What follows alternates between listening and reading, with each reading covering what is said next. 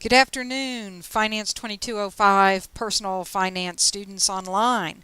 Welcome. Wanted to just touch base with you as we begin week 6 of our semester and let you know that grades are posted for our discussion board posting this week. I hope you enjoyed it. There was some really good discussion on that as it relates to taxes.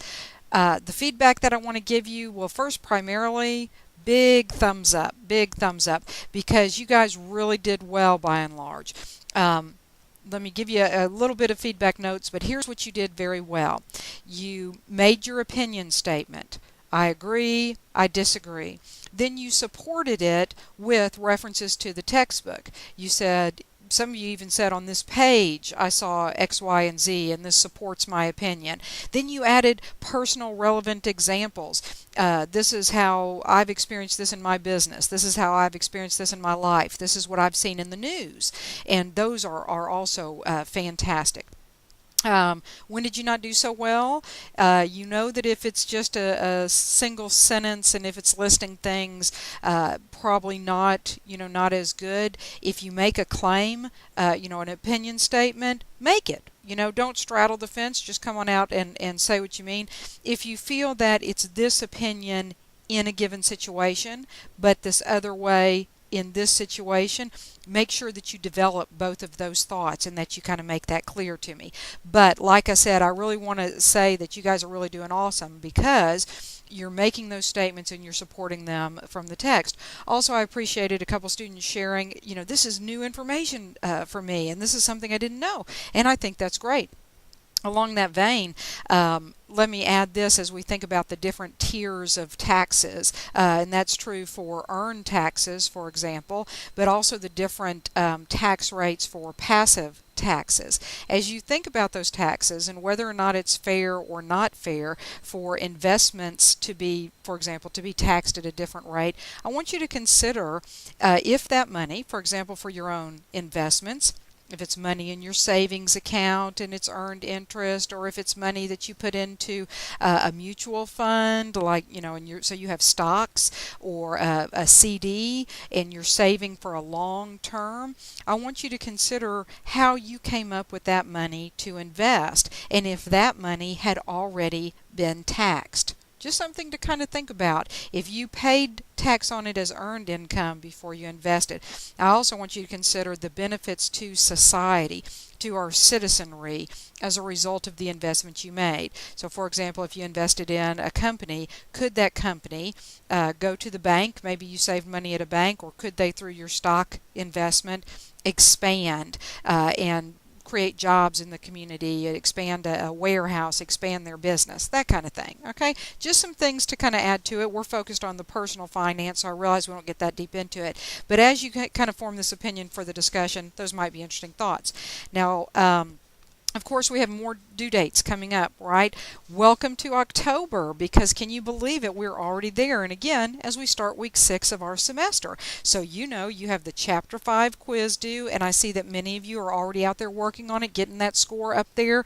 That's the right thing to do. That's a really good job. And then also the Chapter 5 discussion. And again, I see several of you have already been out there posting, working on that, and that's also very good. Again, I really saw some positive things going on in the discussion board, but double check your feedback that I gave you, see if you need to make any revisions. And make sure that you're developing those thoughts and that as you're posting it, that it's really clear and connected and that I can follow what you're saying. Sometimes as we type and we've read a lot of things and we're talking about things, we get so many things in our head that it's really easy to kind of skip a sentence or two, and it sometimes makes it hard to follow. But you're doing good. Okay, you really are. What else do we have coming up? Chapter 5 quiz, Chapter 5 discussion. Now, that's due October 1st, and then you'll move, of course, on to focusing on Chapter 6. But at the end of Chapter 6, what happens? Ooh, test number 1. Is that how you feel? Ooh, test number 1, right? Well, I'll tell you more information about test number 1. I'll probably send it to you in an email, but here's what you need to know. It is online through our PAWS system. You are not required to come to campus. The questions are randomized. The order of the answers are randomized. If you've been doing the quizzes, the chapter quizzes, and hopefully doing well and hopefully repeating your attempts on those quizzes, the more you've repeated those quizzes, the more likely you are to see all the questions that are on the test, because the pool of questions for the test comes from the pool of questions for the chapter quizzes. So, it's all the quizzes, the homework is all about preparing for the test. What else do we need to know? 75 questions distributed across the chapters. You're going to see some questions from Chapter 1, Chapter 2, 3, 4, 5, and 6. Since there's 75 questions, they are 2 points apiece. As you know from the syllabus, the tests are 150 points. So you're going to sit there with your book and open notes, open book, not, let me get my not finger, not open neighbor, okay? Now again, you're going to, it's going to be open notes and open book. If you've been doing the homework, this is not a surprise, and so I expect you to do well on it. There's no need to cheat is really what I'm saying. Also, every student has a slightly different test, because first of all, the pull of the question is randomized, the order of the question is randomized, the order of the answers are randomized. All right? Okay. What else do I need to tell you? Goodness, it is timed. I should look up the time real quick, but I'll give you more information on it. The one really, really, really important thing that I want you to know is that you will have only one attempt on the test. You do not, like the homework, have unlimited attempts. Now, what do I mean by that one attempt? Let's say you're working on your computer at home, but you know that it's a dial-up connection. Do people still have those? But it's a dial-up connection, and every time old Sue Ellen picks up the phone, it messes up your internet connection.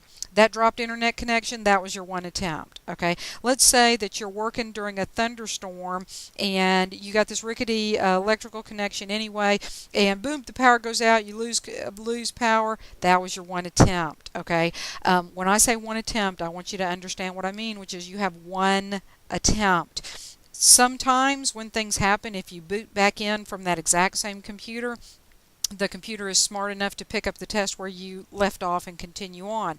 I would not count on that. If you have a hit and miss internet connection, kind of a rickety computer, I would suggest coming to campus and taking the test from a campus computer.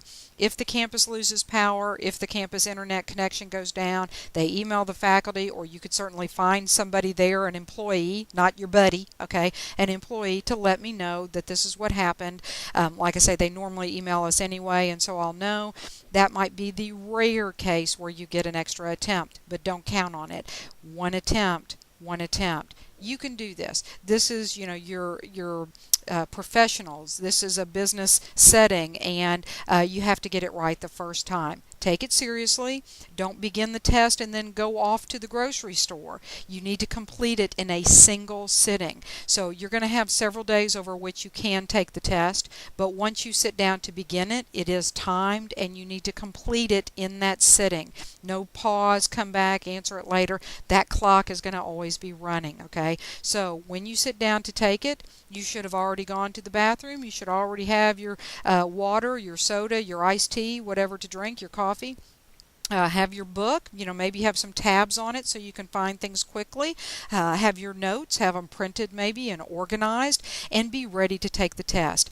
Typically I do about 90 to 100 minutes. I'll have to look. I might give you longer, but I'll tell you this because it's a lengthy test. So 75 questions. But when you think about it, if you have a couple minutes per question, you probably won't need that much time if you've been doing the homework. You'll be able to look at that question and say, oh yeah, I remember discussing it, as well as answering the quiz questions for the homework on that. Okay, so you'll do well. Don't panic. The first one's always a little unnerving. I do understand that. I also will send you a password that I put on the quiz. The password will be for all students. The reason I put a password on the test is because I don't want you to click it and accidentally begin it. In that way, if you type in the password, then you know that once you click start, the test will begin. Okay? You're going to do fine. You have one more chapter to complete. Well, Chapter 5 is due by tomorrow. Many of you have completed it. Then you'll work on Chapter 6 and then exam number 1. So that is coming. Keep an eye on your due dates. All right? One final note, very, very important.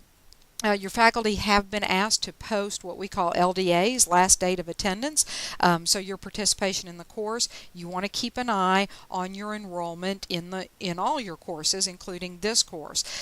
If you are dropped out of the course, it may be that I'm not seeing any quizzes completed or discussion postings, and I assume you're out of the class, and so I report that to the college. So this is the time to be involved if you're staying in the class, okay? So just kind of keep an eye on that. Make sure you stay enrolled in the class and that you're actively participating, getting your scores up there, meeting the minimum quiz grade requirement, and doing your best. If you have questions, you can contact me via the pause email. Keep up the good work. You guys really are doing a good job, and we'll talk to you soon.